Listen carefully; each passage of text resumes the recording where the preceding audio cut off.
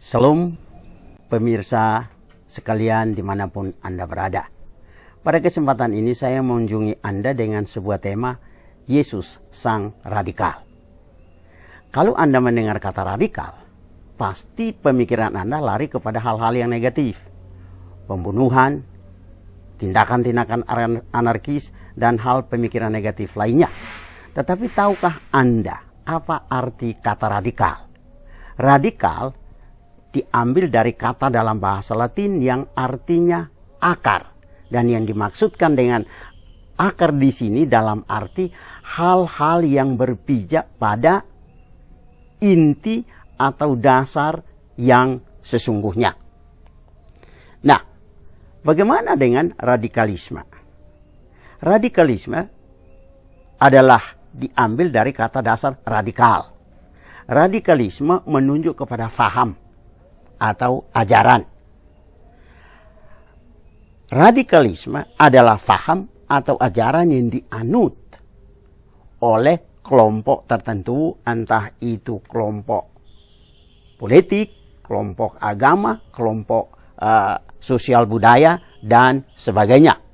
Nah, kalau kita berpulang pada kata radikal, berarti radikalisme itu berarti ajaran atau faham tentang hal-hal yang positif, hal-hal yang didasarkan pada akar masalah yang sesungguhnya. Tetapi kenapa kata radikal ketika menjadi radikalisme lalu pengertiannya bergeser menjadi negatif? Karena kata radikal selalu dihubungkan dengan hal-hal yang negatif. Entah itu penganiayaan, entah itu pemboman, entah itu pembunuhan, dan sebagainya. Nah, bagaimana dengan Yesus sebagai tokoh atau sebagai sang radikal?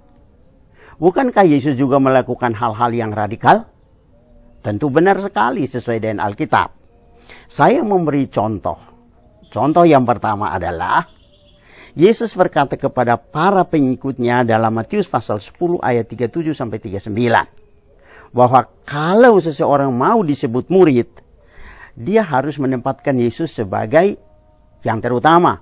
Sebaliknya dia harus rela memisahkan diri dari ayah dan ibunya, dari anaknya laki-laki atau perempuan atau saudaranya, bahkan nyawanya pun tidak boleh dipertahankan, baru layak untuk disebut sebagai murid Kristus. Ini contoh radikal. Nyawa adalah bagian terindah dari hidup seseorang. Maka Yesus mengajarkan mengikut dia dengan prinsip-prinsip yang sangat-sangat mendasar pada Alkitab. Contoh yang kedua, ketika Yesus memberitahukan ia pergi ke Yerusalem, akan ditangkap dan disalibkan, Yesus bilang, dijauhkannya engkau dari hal itu.